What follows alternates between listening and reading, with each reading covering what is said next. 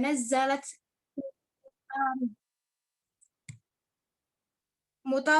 mutafaqun alaih dari Al-Bara bin Azib radhiyallahu anhu, dia berkata, ada seorang lelaki membaca surat Al-Kahfi dan ia mempunyai seekor kuda yang diikat dengan 2 utas tali. Kemudian tampaklah awan menutupinya. Awan tadi mendekat dan kuda itu lari dari awan tersebut. Setelah pagi datang, orang itu mendatangi Nabi Shallallahu Alaihi Wasallam menyebutkan apa yang terjadi atas dirinya itu. Beliau Shallallahu Alaihi Wasallam lalu bersabda, itu adalah sakinah, ketenangan yang disertai oleh malaikat yang turun untuk mendengarkan bacaan Al-Quran itu. Hadis riwayat muttafaqun alaih. Oke, coba silahkan Sri Hartini berikan penjelasan dari hadis yang dibacakan tadi.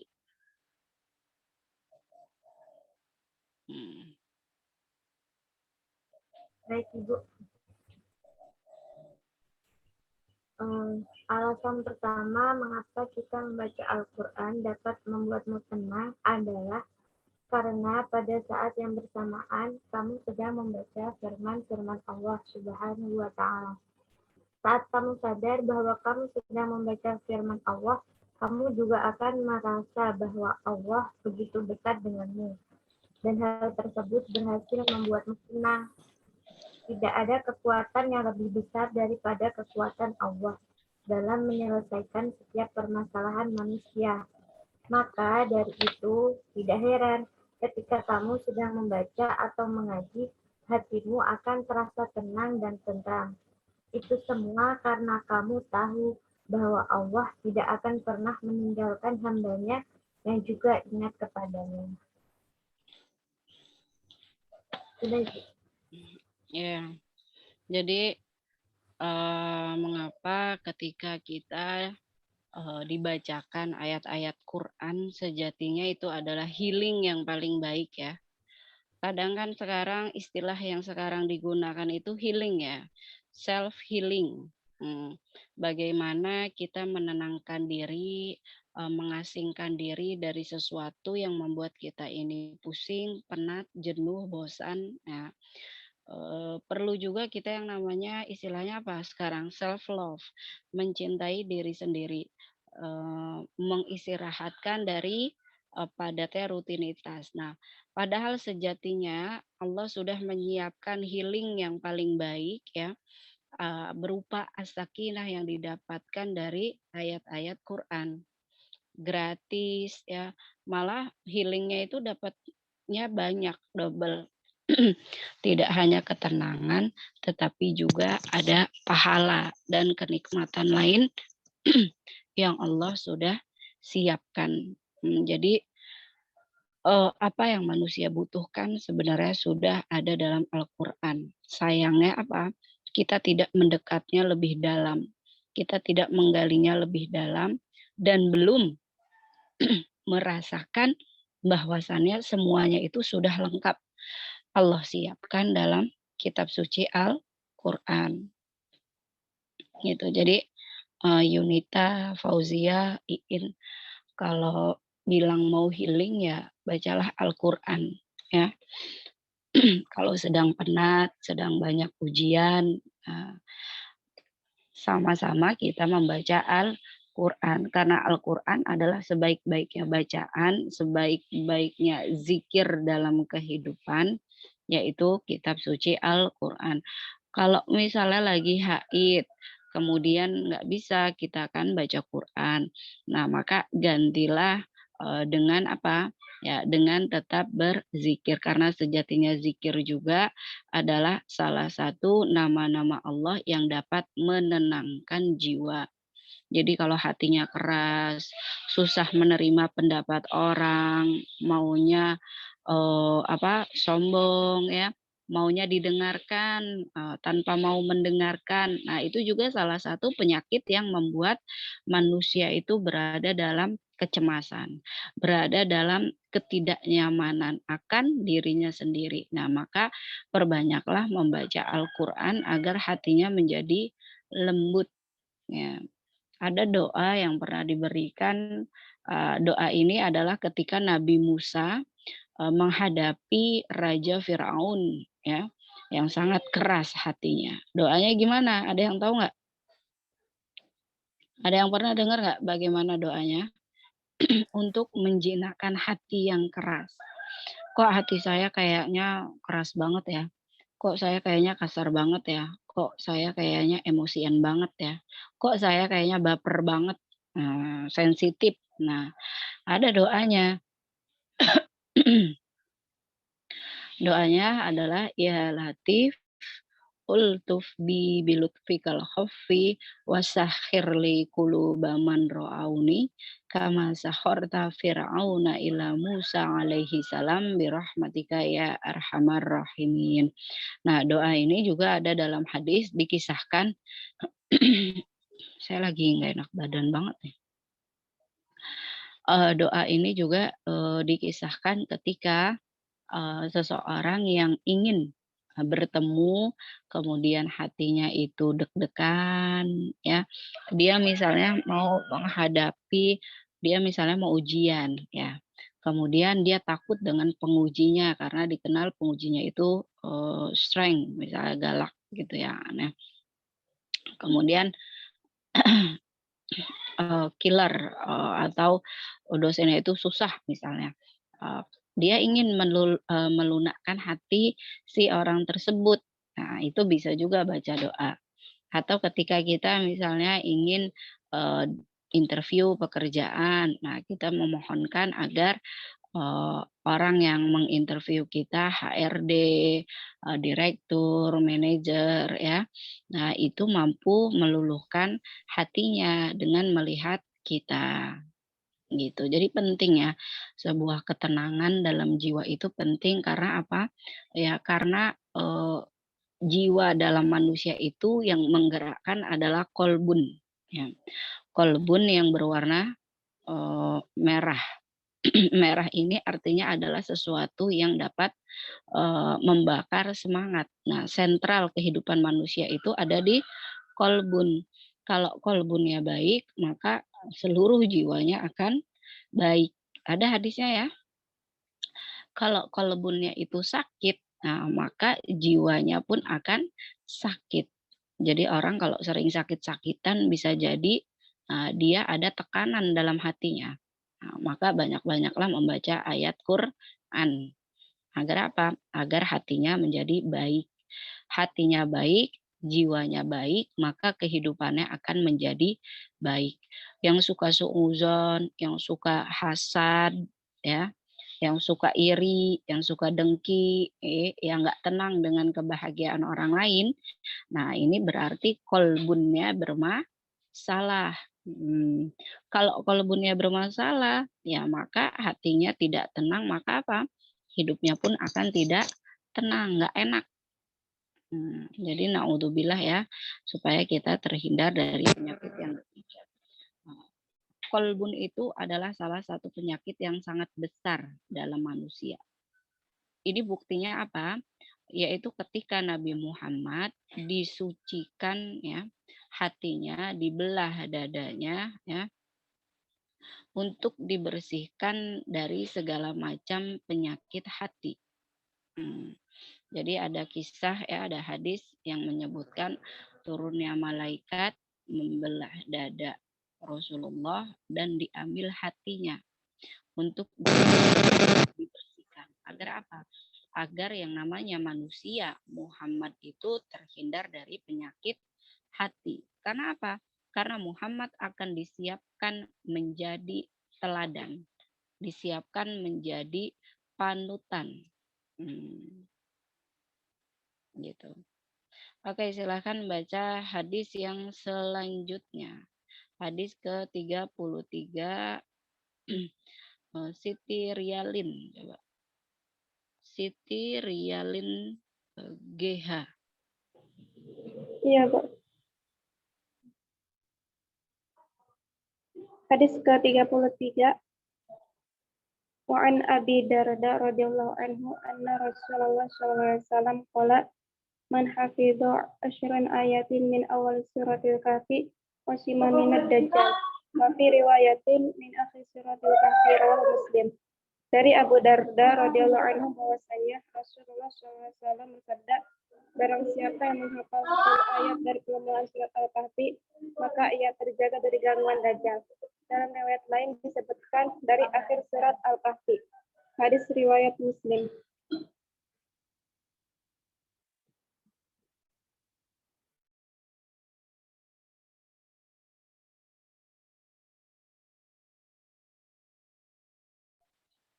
Bagaimana penjelasannya?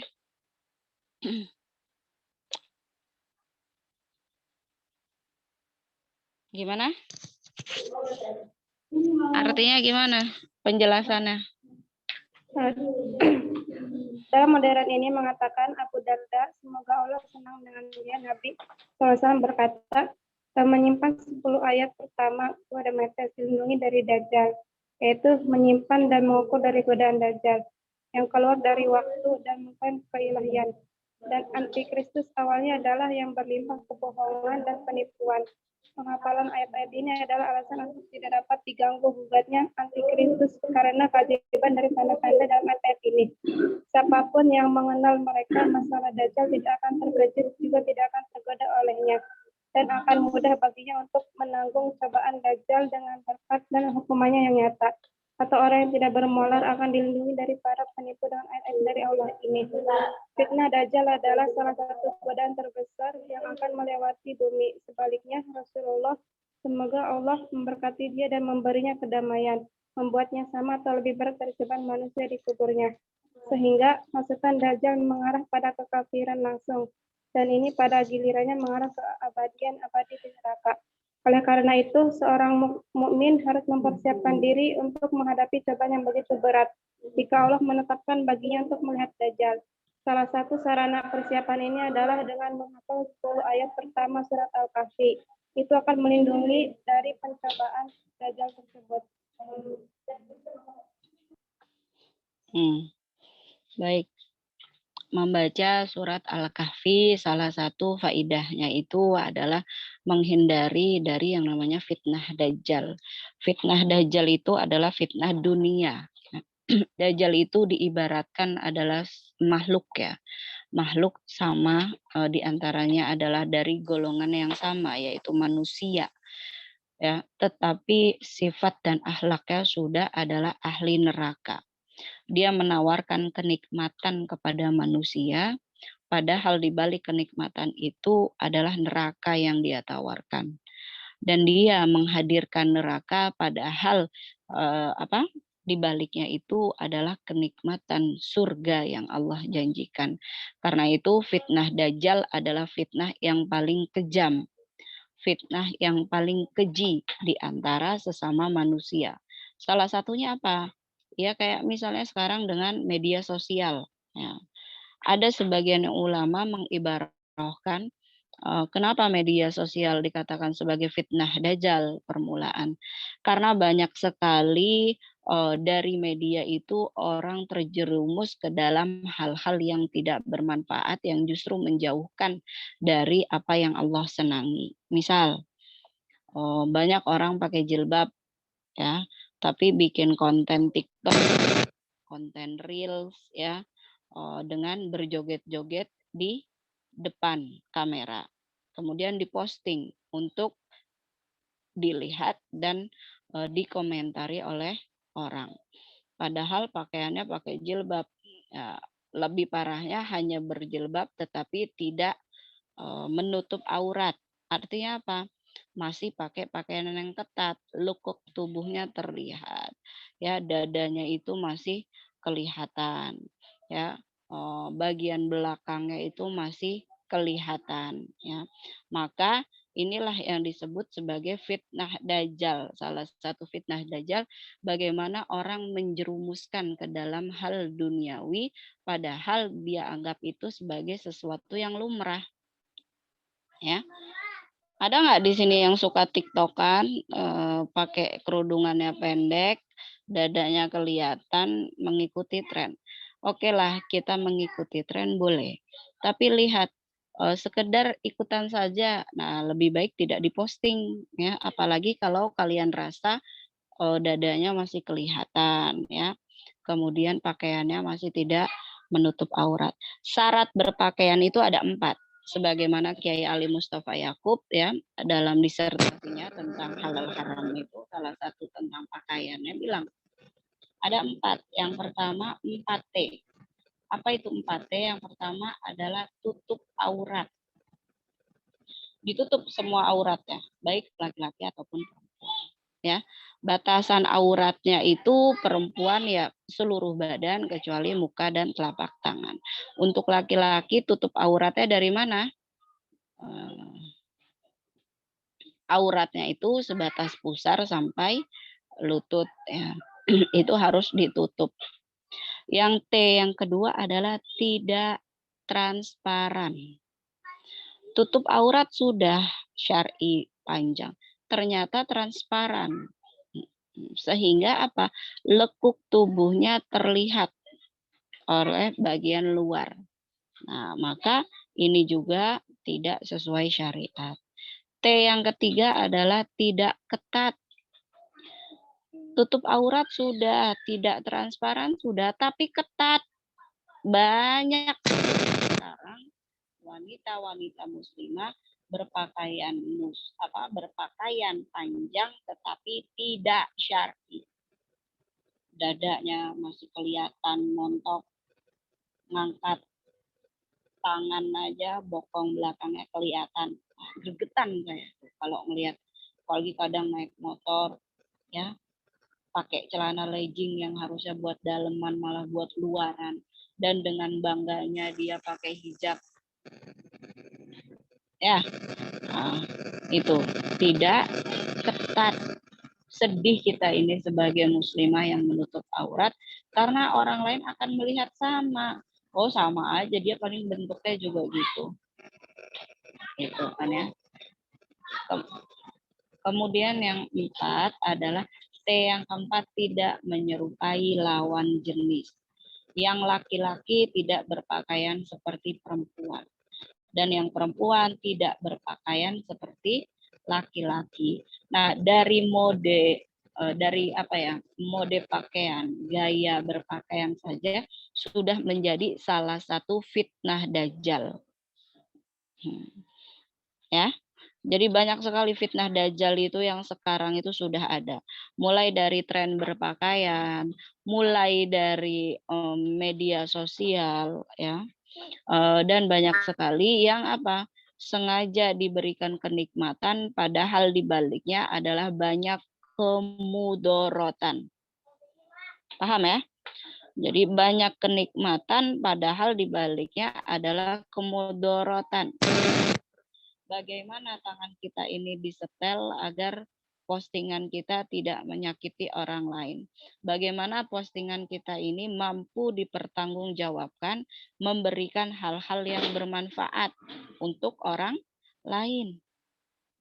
Nah, itu salah satu bagian dari fitnah dajjal. Kita mengikuti perkembangan zaman teknologi yang diciptakan oleh Barat misalnya. Tetapi harusnya hal itu mampu mendukung kita dalam menyebarkan syiar agama Allah, bukan justru semakin memperkeruh suasana. Nah, gitu, jangan ya. Baik, untuk hadis selanjutnya silahkan dibaca. Siapa ini? Siapa yang mau baca? Coba. Ada volunteer nggak? Oke, silahkan Siti Alivia. Hadis selanjutnya. Hadis ke-34. Keutamaan surah Yasin. An Maq'al bin Yasarin qala Rasulullah sallallahu alaihi wasallam iqra'u basin ala mautakum akhrajahu Ahmad wa Bukhari wa Ibnu Abi Syaibah wa Ibnu Majah wa ghairihim. Dari Maq'al bin Yasar, Dia berkata, Rasulullah Shallallahu Alaihi Wasallam bersabda, bacakanlah surah Yasin pada orang yang wafat. Hadis riwayat Ahmad, Al Bukhari, Ibnu Abi Syaibah, Ibnu Majah dan lainnya. Ya, apa? Ini bisa menjadi salah satu dasar ya. Mengapa orang yang meninggal itu langsung dibacakan Yasin? Karena di dalamnya ada barokah, di dalamnya ada maghfirah.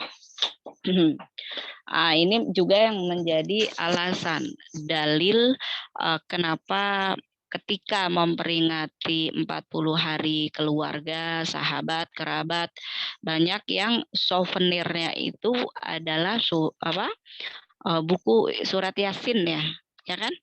Sering mendapatkan. Nah, itu adalah salah satu harapan agar ketika kita membacakan Yasin, kita mengingat ahli kubur yang ada dalam buku tersebut. Karena itu disebutkan biasa ditempel foto, dikasih nama, binnya siapa, ya, agar ketika kita membaca Yasin, kita juga menghadiahkan kepada ahli kubur yang ada dalam buku tersebut.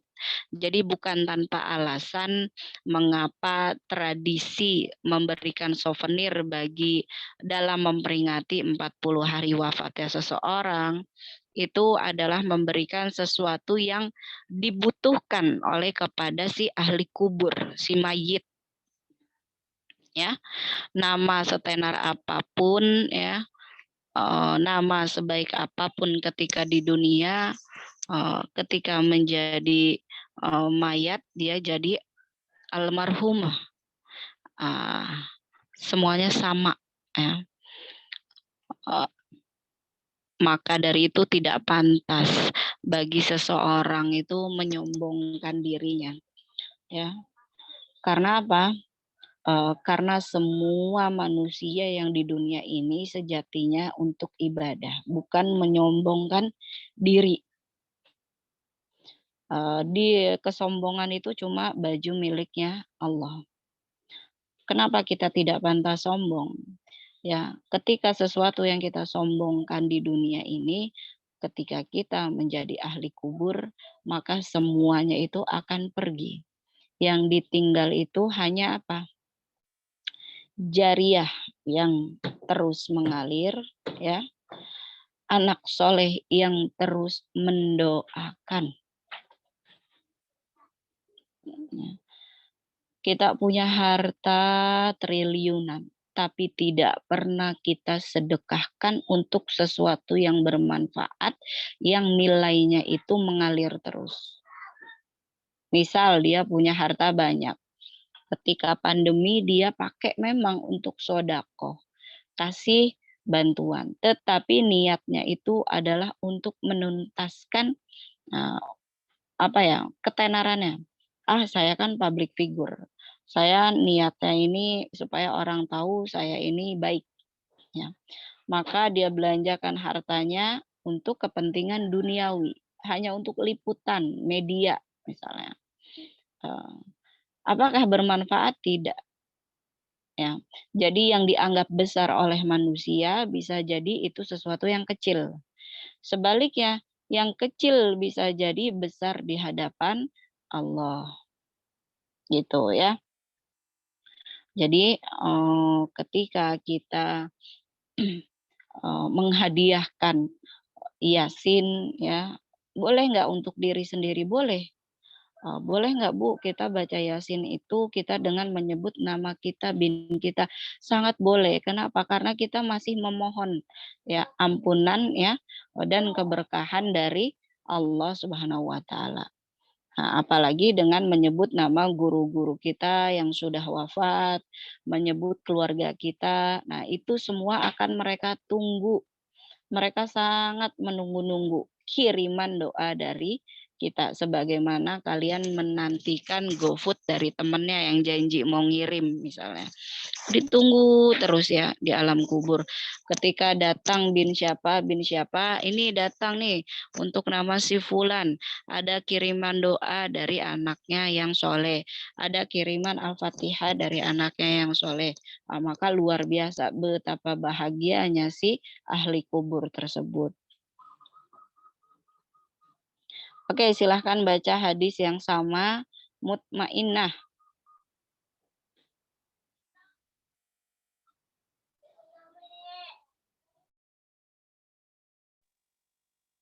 Bismillahirrahmanirrahim.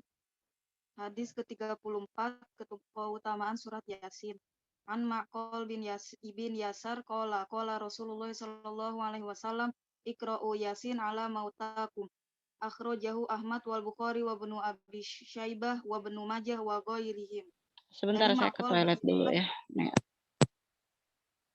Dari Oke, Ma'qal bin Yasar, ia berkata Rasulullah sallallahu alaihi wasallam bersabda, bacakanlah surat Yasin pada orang yang wafat. Hadis riwayat Ahmad, Al-Bukhari, Ibnu Abi Syaibah, Ibnu Majah dan lainnya.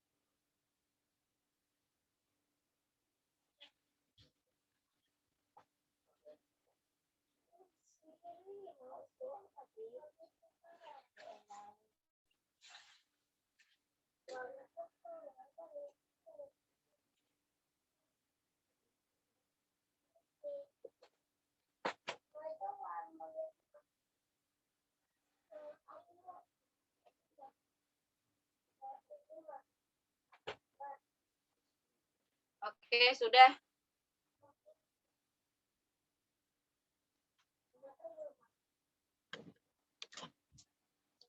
Silahkan baca hadis selanjutnya. Hadis ke-34 ya. Ibu, Gimana? Yuli boleh baca syarah yang Yuli, Oh ya, izin boleh baca syarah hadis yang tadi.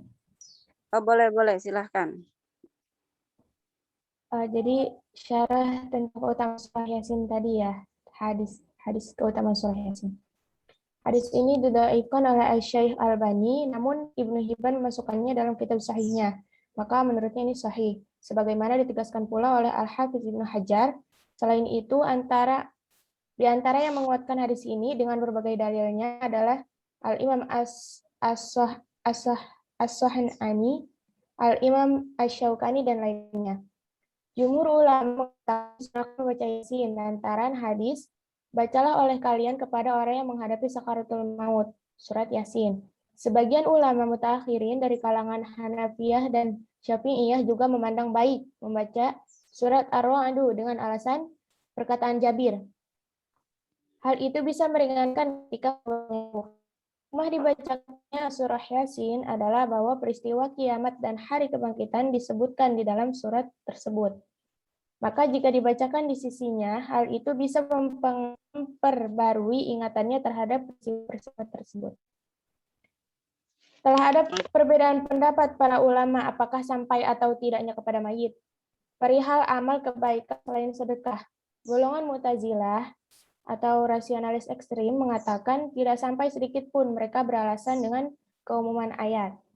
Sementara dalam Syarah Al-Kanzi Ad-Daqaiq disebutkan bahwa manusia menjadikan amalannya sebagai pahala untuk orang selainnya, baik itu dari sholat, puasa, haji, sedekah, membaca Al-Quran, dan semua amal kebaikan lainnya. Mereka sampaikan hal itu kepada mayit, dan menurut Ahlus Sunnah hal itu bermanfaat bagi mayit tersebut. Namun, Ibnu Hibban menegaskan, surah Yasin dibacakan kepada yang hendak wafat.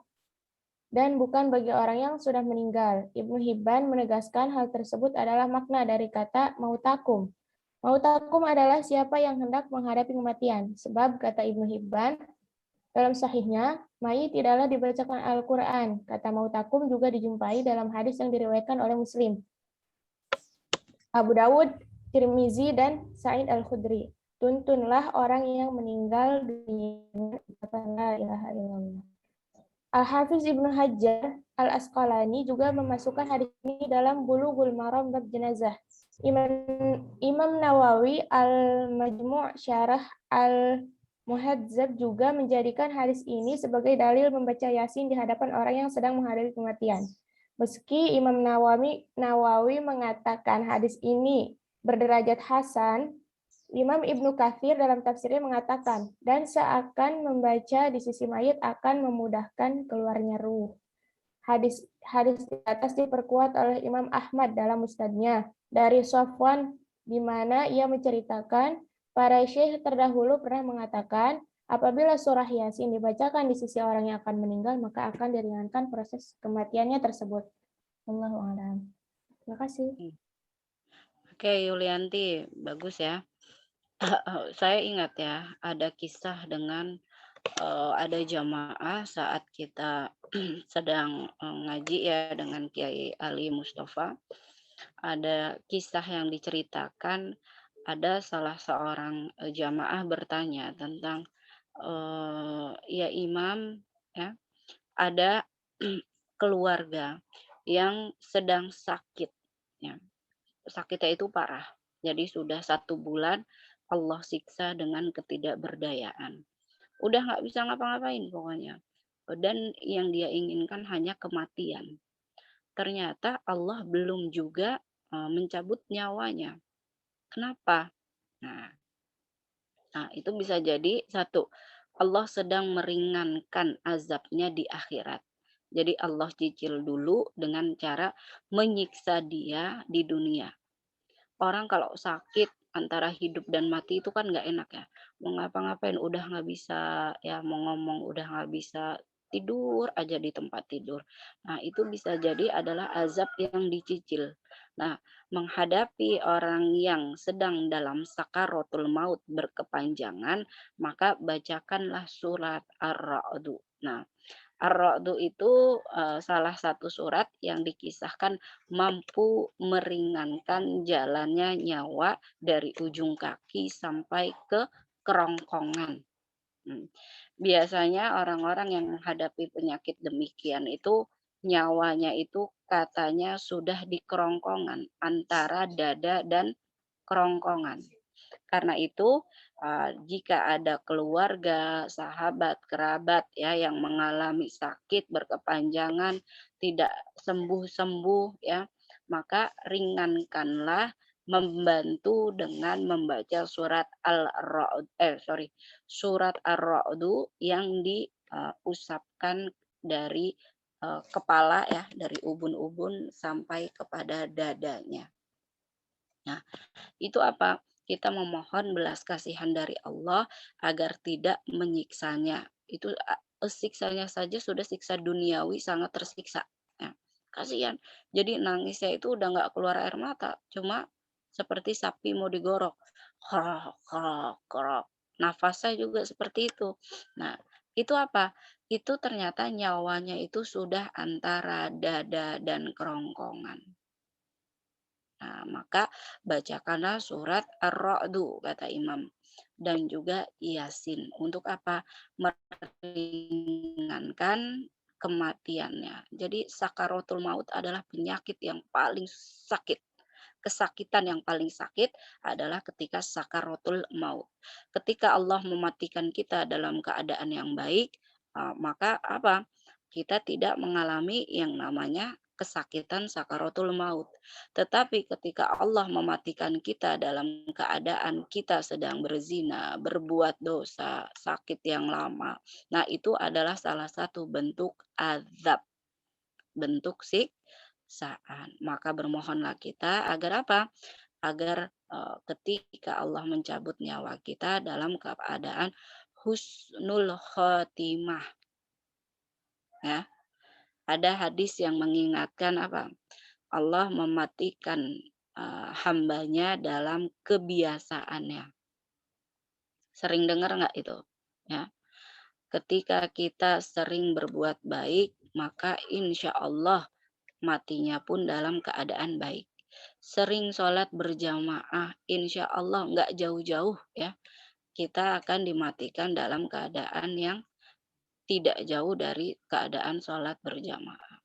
Sering baca Quran, nah mudah-mudahan Allah mematikan dalam keadaan kita tidak jauh dari Al-Quran. Orangnya sering maksiat, ya, ya maka tidak jauh dia akan mati dalam keadaan yang Allah juga benci. Karena ada itu hadisnya. Bagaimana Allah mematikan hambanya adalah dengan melihat kebiasaannya. Jadi kita lihat nih, kita kebiasaannya ngapain ya? Nah, maka biasakanlah diri kita ini sekaligus memotivasi sebagai alarm. Agar apa? Agar kita senantiasa membiasakan diri untuk terus berbuat baik. Supaya apa? Ketika masa kita, jatah umur kita diambil, dicabut dalam keadaan yang baik pula. Gitu ya, Yulianti. Jadi banyak perbedaan pendapat, mengapa hadis ini ada yang mendoifkan, tetapi dari banyaknya jalur hadis ini, meskipun tidak dalam tingkat sahih ya, menurut Imam Bukhari dan Muslim, tetapi sampai pada derajat hasan saja hadis ini sudah bisa diamalkan. Perbedaan pendapat antara satu hadis dengan hadis lain di kalangan ulama sangat wajar. Kenapa? Karena banyaknya kisah yang sahabat eh, terjadi pada masa sahabat ketika Rasulullah masih ada ataupun ketika Rasulullah sudah tidak ada, maka hadisnya jadinya marfu ya, disandarkan kepada sahabat. Kita lihat marfunya itu sahabatnya siapa yang disandarkan. Ternyata sahabatnya pernah bertemu langsung ya. Antara orang yang hidup semasa dengan yang bertemu langsung, kekuatan hadisnya adalah lebih kuat orang yang bertemu langsung. Saya semasa hidupnya dengan Jokowi misalnya, tetapi saya belum pernah bertemu dengan Jokowi. Nah, dibandingkan saya pernah dan sering ketemu dengan Pak Jokowi. Nah, maka pendapat yang saya sampaikan jauh lebih kuat. Paham ya? Nah, sama dengan sahabat. Sezaman saja banyak. Tetapi apakah dia pernah ikut taklimnya Rasulullah? Apakah dia pernah bertemu dengan Rasulullah? Nah, inilah yang menjadi dasar kekuatan hadis. Kalau disandarkan kepada sahabat. Maka perbedaan hukum dalam sebuah hadis itu ada yang ikhtilaf, ya, itu sangat wajar dan banyak sekali ditemukan. Selama ini mengandung kebaikan karena di dalamnya itu ada ampunan ya dan juga ada keberkahan, maka sebagian ulama sebagian besar ya ulama hadis berpendapat bahwa hadis ini bisa diamalkan baik untuk orang yang mau mati sakaratul maut tadi ya, karena kita mintakan kemudahan. Jadi ada orang sakit-sakitan ya bacakan Yasin dan surat Ar-Ra'd tadi memang. Kemudian ada juga yang ketika sudah menjadi ahli kubur kita kirimkan sampai. Hmm. Bagi kaum Mu'tazilah misalnya memang tidak sampai sama sekali, tapi bagi kita ahlu sunnah itu sampai. Karena apa? Jangankan bacaan Quran yang kita niatkan, ibadah haji yang kita badalkan saja, sholat yang kita kodokkan saja, insya Allah diniatkan untuk si ahli kubur itu sampai. Karena redaksinya apa? Ya tadi salah satu jariah yang dibawa si ahli kubur sampai mati itu adalah anak soleh yang terus mendoakan. Termasuk sedekah-sedekah yang kita niatkan untuk almarhum. Baik, terima kasih tambahannya Yulianti. Sekarang kita lanjut kepada hadis selanjutnya. Silahkan dibaca hakiki. Ada nggak hakiki? Nggak ada. Kalau nggak ada, silahkan baca. Coba saya minta Wuti. Wuti Wulandari. Hadis selanjutnya. Hadis ke-35, keutamaan surah Al-Ikhlas. An Abi Hurairah radhiyallahu anhu anna Rasulullah sallallahu alaihi wasallam qala fi qul huwallahu ahad innaha ta'dilu sulusal Qur'an. Rawahu Muslim. Dari Abu Hurairah radhiyallahu anhu bahwasanya Rasulullah sallallahu alaihi wasallam bersabda mengenai qul huwallahu ahad, yaitu sesungguhnya surat ini adalah menyamai pahalanya dengan membaca sepertiga Al-Quran. Syarah hadisnya, hadis tersebut menunjukkan betapa penting dan tingginya kedudukan surah Al-Ikhlas meski memiliki sedikit ayat. Surat ini memiliki posisi yang besar di dalam Al-Quran. Rahasia kebesarannya adalah karena surat Al-Ikhlas menggabungkan 3 jenis tauhid, yaitu tauhid uluhiyah, tentang keyakinan bahwa tidak ada Tuhan selain Allah. Kemudian yang kedua, tauhid rububiyah, bahwa tidak ada yang menciptakan, mengurus dan mengatur alam semesta ini selain Allah Subhanahu wa taala. Dan yang terakhir, tauhid ubudiyah, yaitu tidak ada yang berhak mendapatkan pengabdian selain Allah Subhanahu wa taala. Karena itulah surah Al-Ikhlas setara dengan membaca sepertiga Al-Quran. Ini juga menunjukkan pentingnya membaca dan mengulanginya dimanapun dan kapanpun, misalnya pagi atau sore, atau saat sakit, atau untuk meruqyah seseorang yang menderita suatu penyakit. Selain itu, juga dianjurkan membacanya surah Al-Ikhlas setelah sholat 5 waktu sebelum tidur, bangun tidur, dan sepanjang waktu siang dan malam. Adapun makna surah Al-Ikhlas adalah surat ini berfokus pada tauhid dan sisi ketuhanan, diantaranya untuk membebaskan dari politeisme. Surat tersebut juga menyelamatkan muslim sehingga terbebas dari api neraka karena menyingkirkan berbagai hal yang sifatnya menyekutukan Allah. Sudah. Oke. Jadi keutamaan surat Al-Fatihah dalam Al-Quran itu luar biasa ya. Ayat yang mengesahkan Allah. Tiada Tuhan selain Allah, ya kan? Qul huwallahu ahad, Allahus samad. Mengingatkan manusia bahwasannya cuma Allah sebaik-baiknya tempat bergantung, ya. Tidak ada lagi yang pantas kita mintai pertolongan kecuali Allah. Lam yalid walam yulad, dari sini juga menegaskan bahwasannya Allah itu esa. Tidak ada keturunan dan tidak ada yang menuruninya. Ya, itu tidak mempunyai bin karena Allah sejatinya yang membuat. Ya. Nah, kadang ada pertanyaan, bagaimana Allah itu lahir sementara sesuatu di dunia ini adalah dimulai dari sebuah kelahiran. Ya. Nah, maka bagi seseorang yang belum nyampe pemikirannya harus berhati-hati dalam menafsirkan kajian surat Al-Ikhlas ini. Ya. Jadi bagaimana kita mengesahkan Allah sejatinya adalah sebagai bentuk penghormatan dan keyakinan kekuatan bahwasannya Allah yang hanya mampu ya mengabulkan kemudian tempat bergantung segala macam makhluk di dunia. Tidak hanya manusia tetapi juga hewan, tumbuhan, ya, dan apapun yang Allah berikan kehidupan. Ada juga ya hadis di bawahnya itu kisahnya gimana, Wuti? Ya, Rasulullah bilang ketika sholat malam nggak kuat sahabat kalau Rasulullah memerintahkan untuk membaca sepertiga Al-Quran. Ya, sepertiga Al-Quran itu berarti berapa? 10 juz ya, karena Al-Quran terdiri dari 30 juz. Sepertiganya Al-Quran ya berarti 10 juz. Itu ketika bangun malam. Ya, sahabat bilang, nggak kuat Rasulullah, ngantuk lah, misalnya capek lah, bacaannya nggak sampai kalau 10 juz. Kemudian Rasulullah bilang, siapa yang suruh baca sepertiga? Nah, dengan kamu membaca Qul huwallahu ahad saja, ya, itu sudah dianggap pahalanya seperti sepertiga membaca Al-Quran. Ya, jadi ketika sholat malam, ya, bacalah Al-Ikhlas, ya. Karena apa? Salah satu faedahnya adalah dianggap seperti membaca sepertiga dari Al-Quran. Sahabat bilang ada yang nggak, ada yang kuat emangnya? Siapa gitu?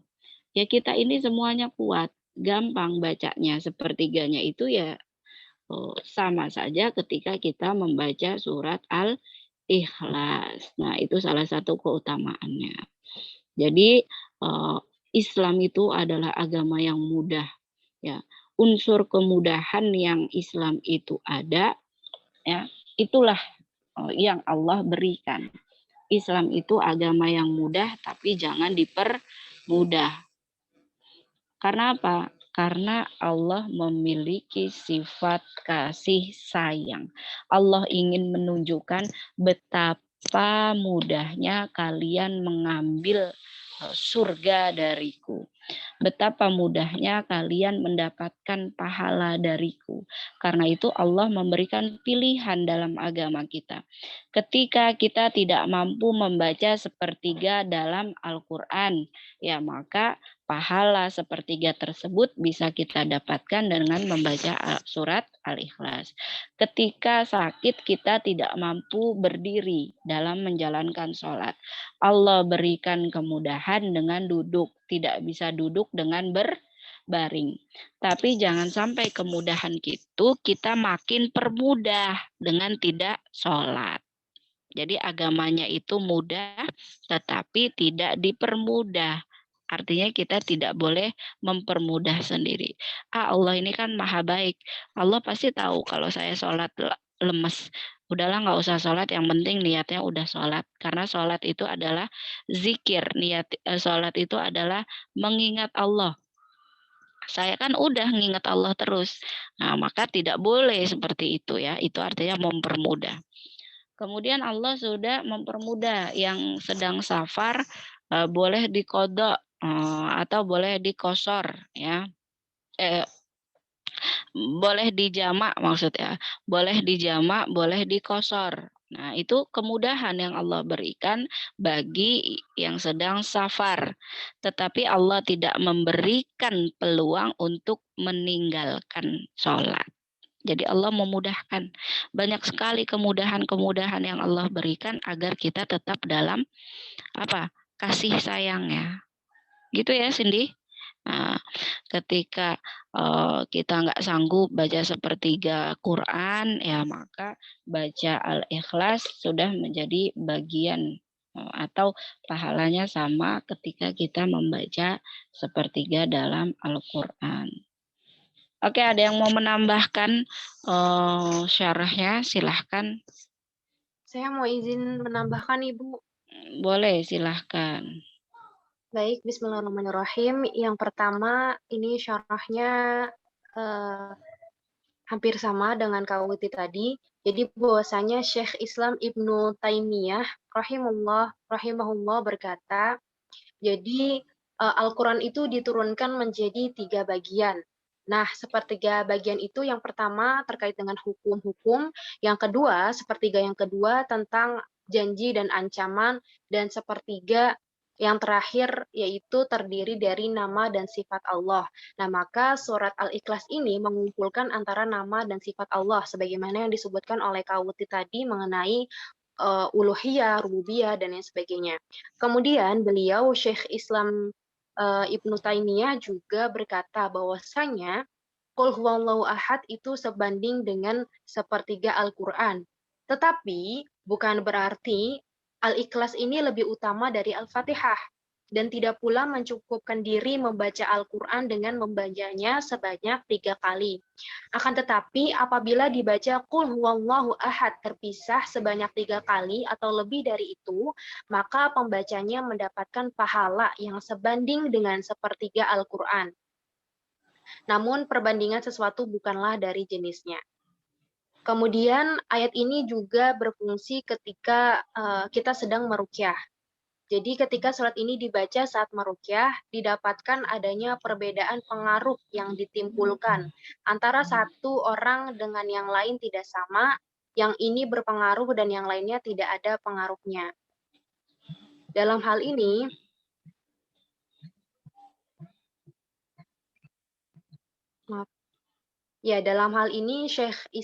Syekhul Islam berkata, tidaklah qul huwallahu ahad bahwasanya setiap orang bermanfaat untuk setiap orang. Jadi pada intinya Al-Ikhlas ini memiliki pengaruh ya yang berbeda dari hal yang lain. Selanjutnya Syekh Abdul Razak menjelaskan, sungguh ada perbedaan pengaruh bacaan yang dibaca. Walau surat yang dibaca sama karena adanya pengaruh hati si pembaca dari kejujuran, keikhlasan, penghayatan, keyakinan, harapan, dan kekhusyuan. Jadi sederhananya bahwasanya Al-Ikhlas ini mempengaruhi dari segi kejujuran, keikhlasan, penghayatan, keyakinan, dan juga kekhusyuan. Meskipun setiap orang itu memiliki pengaruh yang berbeda-beda dari setiap pembaca. Itu aja Bu, jadi kira-kira ada 3. Iya, oke. Jadi ini juga bukan menjadi alasan ya Hamidah.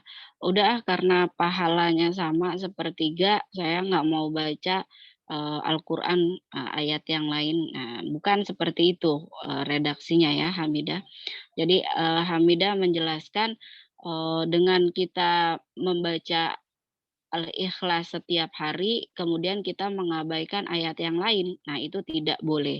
Jadi ini memang ditempatkan adalah ketika ada sahabat yang merasa keberatan ya, ketika bangun malam kemudian menyelesaikan bacaan sepertiga Al-Quran. Nah, kemudian Rasulullah menempatkan Al-Ikhlas sebagai solusi. Nah, artinya solusi yang satu tidak bisa digunakan untuk permasalahan dengan casing yang berbeda gitu. Jadi kalau waktu kita sempat maka harus malah ya kita juga wajib membaca Quran sebagaimana biasanya. Jadi Al-Ikhlas ini tidak mampu menggantikan dari kewajiban kita membaca dan menyelesaikan bacaan Al-Quran di ayat-ayat yang lain.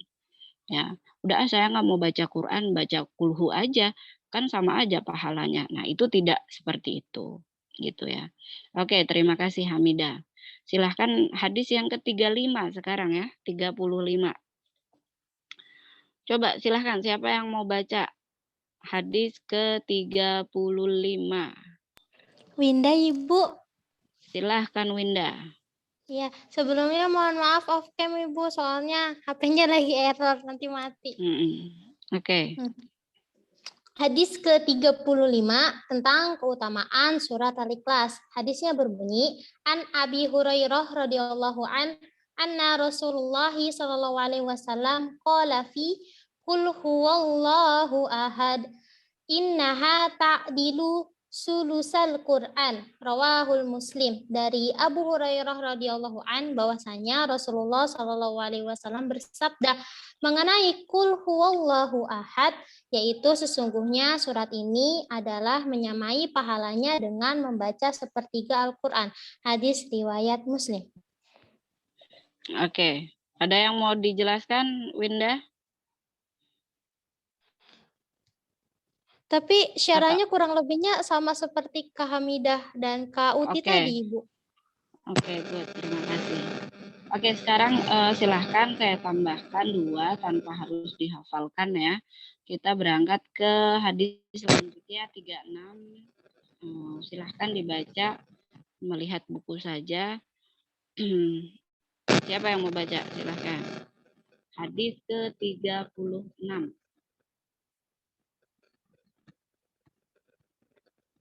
Yunita, Ibu. Boleh, silahkan. Yunita, Bu. Ya, Yunita, silahkan. Hadis ke-36. Baik, Ibu. Bismillahirrahmanirrahim. Keutamaan surah Muzatain an wabihi ilaihi qol an Aisyah radhiyallahu anha anna Rasulullah sallallahu alaihi wasallam kana idza ishtaka yaqra'u ala nafsihi bil ma'udata wa yanfasu falamma ishtadda waja'ahu kuntu aqra'u alaihi wa amsaha biyadihi raja'a barakatiha. Rawahul Bukhari wa Muslim. Yang artinya dari Aisyah radhiyallahu anhu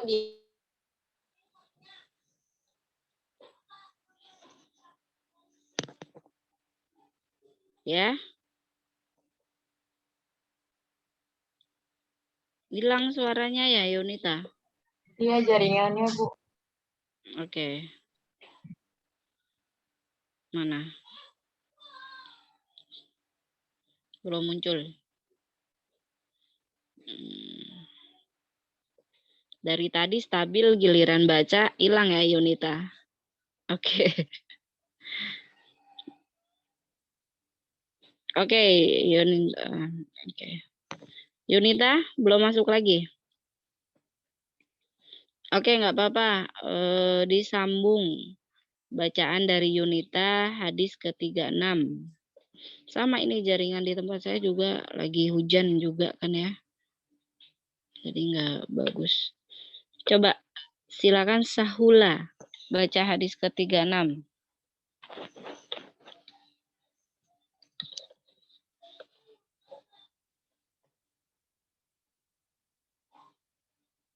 Hadis ke-36. Keutamaan surah Ma'udzatain. An Aisyah radhiyallahu anha anna Rasulullah sallallahu alaihi wasallam kana idza ishtaka yaqra'u ala nafsihi bil ma'udzata wa yanfasu falamma ishtadda waja'ahu kuntu aqra'u alaihi wa amsaha biyadihi raja'a barakatiha. Rawahul Bukhari wa Muslim. Dari Aisyah radhiyallahu anhu dia berkata, biasanya Rasulullah Shallallahu Alaihi Wasallam ketika sakit membacakan untuk dirinya sendiri dengan muawwidzat atau al-ikhlas, al-falaq dan an-nas dan meniupnya. Ketika sakitnya semakin parah, maka saya bacakan kepadanya dan mengusap dengan tangan beliau mengharap berkah darinya. Hadis riwayat Al-Bukhari dan Muslim. Jadi banyak sekali ya sebenarnya kita mampu menyembuhkan diri kita sendiri karena Rasulullah ketika beliau sakit, ketika ada sahabat yang sakit adalah cukup dengan membacakan ayat-ayat Al-Quran dan itu sangat mudah ya, artinya tidak perlu mahal. Nah kemudian dan juga apa dari ayat-ayat itu kita memohon keberkahan dari Allah agar Allah ridho terhadap segala macam penyakit dan memohon agar dihilangkan ya penyakit yang sudah sembuh dan tidak ada kesakitan lagi di dalamnya ya kan, la yughadiru bihi saqaman wala alaman ya. La ba'sa tahuran insyaallah. Jadi kalau ada orang sakit dijenguk ya kita mendoakan insyaallah sakitnya itu menjadi sebab dihilangkan dosa-dosanya, diampuni kesalahannya. Ditambah kita memohon ada amalan yang Rasulullah kerjakan yaitu al-muawwidzat ya. Kulhu dengan mengesahkan Allah, al-falaq dengan ayat yang intinya itu berlindung ya kepada Allah itu di waktu subuh dan juga surat An-Nas dari segi manusia kita memohon agar dijauhkan penyakit dari yang namanya bisikan-bisikan setan gitu. Kalau muawwidzatain ya berarti hanya dua, hanya al-falaq dan An-Nas. Nah, kalau al-muawwidzat itu tiga isinya. Qul huwallah, al-falaq dan An-Nas. Kalau ada suka yang menyebut bacakan al-muawwidzatain, nah, berarti itu tain itu kan dua, berarti dua doa. Itu dari surat al-falaq dan surat An-Nas. Nah, itu cukup ruqyah untuk diri kita sendiri. Ditambah dengan ayat-ayat lain yang Allah sebutkan tadi dalam hadis Allah. Yang Rasulullah sebutkan hadis-hadisnya tadi. Coba didawamkan sebelum tidur ya. Kita baca surat Al-Mu'awwidzat ini sambil diusapkan dari kepala sampai ke seluruh badan agar apa? Agar terlindung dari segala macam gangguan jin dan setan selama kita tidur. mereka dengan mudahnya masuk kalau kita tidak terjaga. Terjaganya dalam apa? Dalam doa. Subuh nggak kedengeran. Nah, itu salah satunya. Malam susah sekali untuk bangun tahajud. Nah, itu salah satunya. Yaitu kita diganggu oleh yang namanya jin dan syaitan. Maka berlindunglah kita sebelum kita tidur. Jadi kalau tidur itu HP dimatikan. Kita berserah diri, memohon dengan membaca kemarin ya, 2 ayat terakhir surat Al-Baqarah, membaca ayat kursi, kemudian membaca Al-Mu'awwidzat. Insya Allah kita terjaga dan Allah mudahkan kita untuk tidur dengan kualitas yang sangat baik, sehingga sepertiga malam Allah ridhoi kita untuk sholat malam. Silahkan baca hadis ke-37. Siapa yang mau baca? Hadis ke-37. Saya, Bu. Oke, silahkan Hanifah. Hadis ke-37, keutamaan amalan sebelum tidur dengan membaca beberapa surah Al-Quran. Wa an Aisyah radhiyallahu anha anna Rasulullah sallallahu alaihi wasallam kana idza akhadha ja'ahu nafasa fi yadayhi wa qara'a bil mu'awwidhati wa masaha bihima jasadahu muttafaqun alaih. Dari Aisyah radhiyallahu anha, dia berkata bahwa Nabi Shallallahu alaihi wasallam jika beranjak menuju tempat tidurnya, beliau membaca surah Al-Mu'awwizat. Kemudian beliau mengusapkan dengan keduanya apa yang terjangkau dari seluruh tubuhnya. Hadis riwayat muttafaqun alaih. Jadi banyak sekali yang Rasulullah itu berikan pelajaran kepada kita manusia ya. Rasulullah manusia perlu yang namanya tidur. Bagaimana ketika Rasulullah kita ini diciptakan dari bangsa malaikat yang tidak pernah punya rasa ngantuk ya, yang tidak pernah punya rasa lelah. Nah, berarti apa? Kita sebagai umatnya akan kesulitan karena kita dari golongan yang berbeda. Inilah salah satu hikmah mengapa Rasul yang diutus oleh kita ini dari Allah ini untuk kita adalah dari golongan yang sama. Rasul juga manusia, perlu yang namanya tidur. Ketika tidur pun Rasulullah memberikan satu amalan yang sangat baik, di mana disunahkan untuk membaca ya surat atau ayat yang ada dalam Al-Quran. Salah satunya yaitu Al-Ikhlas, An-Nas, dan Al-Falaq. Gitu ya. Jadi apa-apa yang kita pelajari ini teman-teman sangat boleh sekali untuk diamalkan, dibiasakan. Nah, ketika sudah mampu membiasakan, kita akan merasa kehilangan ketika kita tidak melaksanakannya. Berarti apa? Berarti dalam darah kita, dalam pikiran kita, alhamdulillah Allah sudah meridhoi gitu. Ketika apa? Ada niatan untuk mengikuti sunnah-sunnah yang Rasulullah kerjakan. Baik teman-teman, untuk hari ini saya cukupkan. Untuk minggu depan ya 2 ayat yang tadi, 2 hadis yang tadi 36, 37 tidak usah dihafalkan, tidak usah dikerjakan. Untuk besok minggu depan adalah hadis ke-38, 38, 39 sampai 40. Ya. Jadi besok ada 3 hadis 38 sampai 40.